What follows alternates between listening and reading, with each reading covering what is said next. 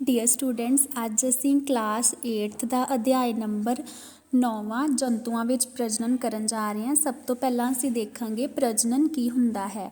ਤੁਸੀਂ ਪੌਦਿਆਂ ਵਿੱਚ ਪ੍ਰਜਨਨ ਪ੍ਰਕਿਰਿਆ ਬਾਰੇ ਵੀ ਪੜ੍ਹ ਚੁੱਕੇ ਹੋ। ਪ੍ਰਜਨਨ ਕਿਰਿਆ ਪ੍ਰਜਾਤੀਆਂ ਦੀ ਲਗਾਤਾਰ ਹੋਂਦ ਬਣਾਈ ਰੱਖਣ ਲਈ ਜ਼ਰੂਰੀ ਹੈ। ਕਲਪਨਾ ਕਰੋ ਕਿ ਜੇਕਰ ਜੀਵ ਪ੍ਰਜਨਨ ਨਾ ਕਰਦੇ ਤਾਂ ਕੀ ਹੁੰਦਾ। ਤੁਸੀਂ ਇਸ ਗੱਲ ਦਾ ਅਹਿਸਾਸ ਕਰੋਗੇ ਕਿ ਪ੍ਰਜਨਨ ਦੀ ਵਿਸ਼ੇਸ਼ ਮਹੱਤਤਾ ਹੈ, ਕਿਉਂਕਿ ਇਹ ਇੱਕੋ ਕਿਸਮ ਦੇ ਜੀਵਾਂ ਦੀ ਪੀੜ੍ਹੀ ਦਰ ਪੀੜ੍ਹੀ ਲਗਾਤਾਰ ਹੋਂਦ ਬਣਾਈ ਰੱਖਣ ਨੂੰ ਨਿਸ਼ਚਿਤ ਕਰਦੀ ਹੈ। ਠੀਕ ਹੈ ਬੱਚਿਓ, ਪ੍ਰਜਨਨ ਕੀ ਹੁੰਦਾ ਆ? ਪ੍ਰਜਨਨ ਉਹ ਵਿਧੀ ਹੁੰਦੀ ਆ ਜਿਸ ਰਾਹੀਂ ਜੰਤੂ ਆਪਣੇ ਹੀ ਵਰਗੇ ਨਵੇਂ ਜੀਵ ਪੈਦਾ ਕਰਦਾ ਆ। ਠੀਕ ਹੈ, ਉਹਨਾਂ ਨੇ ਕਿਹਾ ਕਿ ਜੇਕਰ ਪ੍ਰਜਨਨ ਨਾ ਹੁੰਦਾ ਤਾਂ ਕੀ ਹੁੰਦਾ।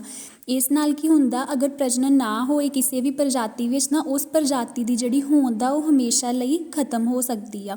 ਠੀਕ ਹੈ, ਖਤਮ ਹੋ ਜਾਵੇਗੀ। ਅਤੇ ਇਸ ਕਰਕੇ ਜਿਹੜਾ ਪ੍ਰਜਨਨ ਆ ਉਹ ਜੀਵਾਂ ਵਿੱਚ ਪੀੜ੍ਹੀ ਦਰ ਪੀੜ੍ਹੀ ਲਗਾਤਾਰ ਉਹਨਾਂ ਦੀ ਹੋਂਦ ਬਣਾਈ ਰੱਖਣ ਨੂੰ ਨਿਸ਼ਚਿਤ ਕਰਦੀ ਹੈ। ਠੀਕ ਹੈ, ਇਸ ਲਈ ਜਿਹੜਾ ਪ੍ਰਜਨਨ ਆ ਉਹ ਜੰਤੂਆਂ ਵਿੱਚ ਬਹੁਤ ਹੀ ਜ਼ਰੂਰੀ ਆ। ਹੁਣ ਅਸੀਂ ਦੇਖਾਂਗੇ ਪ੍ਰਜਨਨ ਦੀਆਂ ਵਿਧੀਆਂ। ਠੀਕ ਹੈ, ਕਿ ਪ੍ਰਜਨਨ ਕਿੰਨਾਂ ਵਿਧੀਆਂ ਰਾਹੀਂ ਹੁੰਦਾ ਹੈ।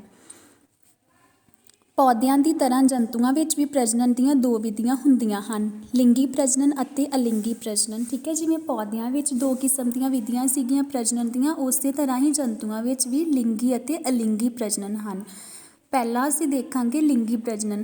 7ਵੀਂ ਜਮਾਤ ਵਿੱਚ ਤੁਸੀਂ ਪੌਦਿਆਂ ਵਿੱਚ ਪ੍ਰਜਨਨ ਦੇ ਬਾਰੇ ਪੜ੍ਹ ਚੁੱਕੇ ਹੋ। ਠੀਕ ਹੈ, ਤੁਹਾਨੂੰ ਯਾਦ ਹੋਵੇਗਾ ਕਿ ਲਿੰਗੀ ਪ੍ਰਜਨਨ ਕਰਨ ਵਾਲੇ ਪੌਦਿਆਂ ਵਿੱਚ ਨਰ ਅਤੇ ਮਾਦਾ ਜਨਨ ਅੰਗ ਹੁੰਦੇ ਸਨ। ਠੀਕ ਹੈ, ਜਿਹੜੇ ਪੌਦੇ ਸੀਗੇ ਉਹਨਾਂ ਵਿੱਚ ਜਿਹੜਾ ਪ੍ਰਜਨਨ ਹੁੰਦਾ ਸੀ ਲਿੰਗੀ ਪ੍ਰਜਨਨ, ਉਹਦੇ ਵਿੱਚ ਦੋ ਅੰਗ ਹੁੰਦੇ ਹਨ, ਨਰ ਅਤੇ ਮਾਦਾ ਜਨਨ ਅੰਗ। ਅਤੇ ਇਹਨਾਂ ਭਾਗਾਂ 'ਤੇ ਤੁਸੀਂ ਨਾਮ ਦੱਸ ਸਕਦੇ ਹੋ।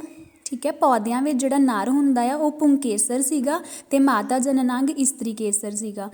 ਜੰਤੂਆਂ ਵਿੱਚ ਵੀ ਨਰ ਅਤੇ ਮਾਦਾ ਵਿੱਚ ਭਿੰਨ ਭਿੰਨ ਜਨਨ ਅੰਗ ਹੁੰਦੇ ਹਨ ਅਤੇ ਜੰਤੂਆਂ ਵਿੱਚ ਵੀ ਨਰ ਅਤੇ ਮਾਦਾ ਜਿਹੜੇ ਆ ਦੋਨੇ ਜਨਨ ਅੰਗ ਮੌਜੂਦ ਹੁੰਦੇ ਹਨ ਅਲੱਗ ਅਲੱਗ। ਠੀਕ ਹੈ, ਪੌਦਿਆਂ ਦੀ ਤਰ੍ਹਾਂ ਜੰਤੂ ਵੀ ਨਰ ਅਤੇ ਮਾਦਾ ਯੁਗਮਕ ਬਣਾਉਂਦੇ ਹਨ, ਯੋ ਸੰਯੋਜਿਤ ਹੋ ਕੇ ਯੁਗਮਕ ਬਣਾਉਂਦੇ ਹਨ। ਠੀਕ ਹੈ, ਪੌਦਿਆਂ ਵਿੱਚ ਜਿਵੇਂ ਜਨਨ ਅੰਗ ਬਣਦੇ ਸੀ, ਜਨਨ ਅੰਗ ਵਿੱਚ ਜਿਹੜੇ ਯੁਗਮਕ ਬਣਦੇ ਸੀ, ਇਸੇ ਤਰ੍ਹਾਂ ਹੀ ਜੰਤੂਆਂ ਵਿੱਚ ਵੀ ਯੁਗਮਕ ਬਣਦੇ ਹਨ ਜੋ ਸੰਯੋਗ ਕਰਕੇ ਯੁਗਮਜ ਬਣਾਉਂਦੇ ਹਨ।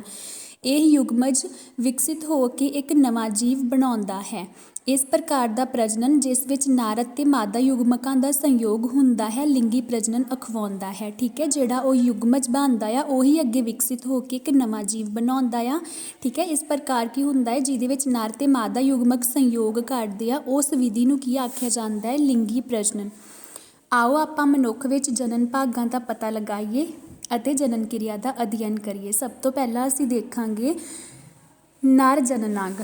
ਠੀਕ ਹੈ, ਕਿ ਜੰਤੂਆਂ ਵਿੱਚ ਨਰ ਜਨਨ ਅੰਗ ਕਿਵੇਂ ਦੇ ਹੁੰਦੇ ਹਨ। ਨਰ ਜਨਨ ਅੰਗਾਂ ਵਿੱਚ ਇੱਕ ਜੋੜਾ ਪਤਾਲੂ, ਦੋ ਸ਼ੁਕਰਾਣੂ ਵਹਿਣੀਆਂ ਅਤੇ ਇੱਕ ਨਰ ਇੰਦਰੀ ਹੁੰਦੇ ਹਨ। ਪਤਾਲੂ ਨਰ ਯੁਗਮਕ ਉਤਪੰਨ ਕਰਦੇ ਹਨ। ਠੀਕ ਹੈ, ਜਿਹੜਾ ਪਤਾਲੂ ਹੁੰਦਾ ਉਹਦੇ ਵਿੱਚ ਨਰ ਯੁਗਮਕ ਬਣਦੇ ਹਨ ਅਤੇ ਨਰ ਯੁਗਮਕ ਨੂੰ ਕੀ ਆਖਿਆ ਜਾਂਦਾ ਆ? ਜਿਨ੍ਹਾਂ ਨੂੰ ਸ਼ੁਕਰਾਣੂ ਕਹਿੰਦੇ ਹਨ। ਨਰ ਯੁਗਮਕ ਕਿਹੜੇ ਹੁੰਦੇ ਨੇ? ਸ਼ੁਕਰਾਣੂ।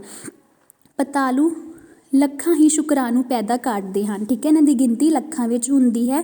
ਚਿੱਤਰ 9.2 ਵਿੱਚ ਵੇਖੋ, ਜਿਸ ਵਿੱਚ ਸ਼ੁਕਰਾਣੂ ਦਾ ਚਿੱਤਰ ਵਿਖਾਇਆ ਗਿਆ ਹੈ। ਅੱਗੇ ਅਸੀਂ ਇਸ ਦਾ ਚਿੱਤਰ ਵੀ ਦੇਖਾਂਗੇ ਸ਼ੁਕਰਾਣੂ ਦਾ। ਸ਼ੁਕਰਾਣੂ ਭਾਵੇਂ ਬਹੁਤ ਸੂਖਮ ਹੁੰਦੇ ਹਨ, ਪਰ ਹਰ ਇੱਕ ਵਿੱਚ ਇੱਕ ਸਿਰ, ਇੱਕ ਮੱਧ ਅਤੇ ਇੱਕ ਪੂਛ ਹੁੰਦੀ ਹੈ। ਸ਼ੁਕਰਾਣੂ ਜਿਹੜੇ ਆ ਵੇਖਣ 'ਚ ਬਹੁਤ ਹੀ ਛੋਟੇ ਹੁੰਦੇ ਹਨ, ਇਹਨਾਂ ਨੂੰ ਸੂਖਮਦਰਸ਼ੀ ਨਾਲ ਦੇਖਿਆ ਜਾ ਸਕਦਾ ਹੈ ਅਤੇ ਪਰ ਇਹਦੇ 3 ਭਾਗ ਹੁੰਦੇ ਹਨ, ਸਿਰ, ਮੱਧ ਭਾਗ ਅਤੇ ਪੂਛ। ਕੀ ਸ਼ੁਕਰਾਣੂ ਇੱਕ ਸੈੱਲ ਵਰਗੇ ਦਿਖਾਈ ਦਿੰਦੇ ਹਨ? ਸ਼ੁਕਰਾਣੂ ਜਿਹੜਾ ਇੱਕ ਸੈੱਲ ਵਰਗਾ ਦਿਖਾਈ ਨਹੀਂ ਦਿੰਦਾ। ਅਸਲ ਵਿੱਚ ਹਰ ਇੱਕ ਸ਼ੁਕਰਾਣੂ ਵਿੱਚ ਸੈੱਲ ਦੀ ਤਰ੍ਹਾਂ ਦੇ ਸਾਰੇ ਨਿੱਕੜੇ ਅੰਗ ਪਾਏ ਜਾਂਦੇ ਹਨ। ਠੀਕ ਹੈ, ਇਹ ਦੇਖੋ, ਇਹ ਨਰ ਜਨਨ ਅੰਗ ਆ, ਇਹਦੇ ਵਿੱਚ ਪਤਾਲੂ, ਠੀਕ ਹੈ, ਨਰ ਇੰਦਰੀ ਅਤੇ ਸ਼ੁਕਰਾਣੂ ਵਹਿਣੀ ਆ। ਪਤਾਲੂ ਵਿੱਚ ਜਿਹੜੇ ਆ ਸ਼ੁਕਰਾਣੂ ਬਣਦੇ ਆ, ਸ਼ੁਕਰਾਣੂ ਉਤਪੰਨ ਹੁੰਦੇ ਆ, ਫਿਰ ਉਹ ਸ਼ੁਕਰਾਣੂ ਵਹਿਣੀ ਦੇ ਵਿੱਚੋਂ ਦੀ ਹੋ ਕੇ ਨਰ ਇੰਦਰੀ ਵਿੱਚ ਚਲੇ ਜਾਂਦੇ ਹਨ। ਠੀਕ ਹੈ, ਇਹ ਤੁਸੀਂ ਸ਼ੁਕਰਾਣੂ ਦੇਖ ਸਕਦੇ ਹੋ। ਇਹ ਬੇਸ਼ੱਕ ਸੈੱਲ ਵਰਗਾ ਨਜ਼ਰ ਨਹੀਂ ਆਉਂਦਾ, ਪਰ ਸੈੱਲ ਦੇ ਵਾਂਗ ਇਹਦੇ ਵਿੱਚ ਸਾਰੇ ਭਾਗ ਮੌਜੂਦ ਹੁੰਦੇ ਹਨ।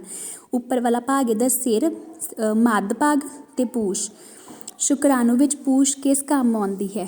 ਠੀਕ ਹੈ, ਸ਼ੁਕਰਾਣੂ ਜਦੋਂ ਪਤਾਲੂ ਵਿੱਚ ਬਣਦੇ ਆ ਤਾਂ ਉਹਨਾਂ ਨੂੰ ਇੱਕ ਮੀਡੀਅਮ ਮਿਲਦਾ ਹੈ ਤੈਰਨ ਵਾਸਤੇ। ਠੀਕ ਹੈ, ਅਤੇ ਪੂਛ ਜਿਹੜੀ ਆ ਉਹਦੇ ਤੈਰਨ ਦੇ ਕੰਮ ਆਉਂਦੀ ਹੈ। ਹੁਣ ਅਸੀਂ ਅੱਗੇ ਕਰਾਂਗੇ ਲਿੰਗੀ ਪ੍ਰਜਨਨ ਵਿੱਚ ਮਾਦਾ ਜਨਨ ਅੰਗ। ਠੀਕ ਹੈ, ਮਾਦਾ ਜਨਨ ਅੰਗਾਂ ਵਿੱਚ ਕੀ ਹੁੰਦਾ ਆ? ਇੱਕ ਜੋੜੀ ਅੰਡਕੋਸ਼ ਦੀ ਹੁੰਦੀ ਆ। ਠੀਕ ਹੈ, ਅੰਡ ਨਿਕਾਸ ਵਹਿਣੀ ਦੀ ਹੁੰਦੀ ਆ ਅਤੇ ਇੱਕ ਬੱਚੇਦਾਨੀ ਹੁੰਦੀ ਆ। ਤੁਸੀਂ ਦੇਖ ਸਕਦੇ ਹੋ ਅੰਡਕੋਸ਼ ਦੋਨਾਂ ਸਾਈਡਾਂ 'ਤੇ ਮੌਜੂਦ ਆ ਅਤੇ ਅੰਡ ਨਿਕਾਸ ਵਹਿਣੀ ਵੀ। ਠੀਕ ਹੈ, ਅੰਡਕੋਸ਼ ਮਾਦਾ ਯੁਗਮਕ ਪੈਦਾ ਕਰਦੇ ਹਨ, ਜਿਵੇਂ ਪਤਾਲੂ ਵਿੱਚ ਨਰ ਯੁਗਮਕ ਬਣ ਰਿਹਾ ਸੀ, ਇਸੇ ਤਰ੍ਹਾਂ ਹੀ ਅੰਡਕੋਸ਼ ਵਿੱਚ ਕੀ ਬਣਦਾ ਆ, ਮਾਦਾ ਯੁਗਮਕ ਬਣਦਾ ਆ ਅਤੇ ਉਹਨਾਂ ਨੂੰ ਕੀ ਆਖਿਆ ਜਾਂਦਾ ਹੈ, ਜਿਨ੍ਹਾਂ ਨੂੰ ਅੰਡਾਣੂ ਕਹਿੰਦੇ ਹਨ। ਠੀਕ ਹੈ, ਮਾਦਾ ਯੁਗਮਕ ਕਿਹੜਾ ਹੁੰਦਾ ਆ, ਅੰਡਾਣੂ, ਅਤੇ ਨਰ ਯੁਗਮਕ ਕਿਹੜਾ ਸੀਗਾ, ਸ਼ੁਕਰਾਣੂ। ਮਨੁੱਖੀ ਵਿੱਚ ਹਰ ਮਹੀਨੇ ਦੋਨਾਂ ਅੰਡਕੋਸ਼ਾਂ ਵਿੱਚੋਂ ਕਿਸੇ ਇੱਕ ਅੰਡਕੋਸ਼ ਤੋਂ ਇੱਕ ਵਿਕਸਿਤ ਅੰਡਾਣੂ ਦਾ ਵਿਸਰਜਨ ਅੰਡ ਨਿਕਾਸ ਵਹਿਨੀ ਵਿੱਚ ਹੁੰਦਾ ਹੈ। ਬੱਚੇਦਾਨੀ ਉਹ ਭਾਗ ਹੈ ਜਿੱਥੇ ਭਰੂਣ ਦਾ ਵਿਕਾਸ ਹੁੰਦਾ ਹੈ। ਸ਼ੁਕਰਾਣੂ ਦੀ ਤਰ੍ਹਾਂ ਅੰਡਾਣੂ ਵੀ ਇੱਕ ਸੈੱਲ ਹੈ।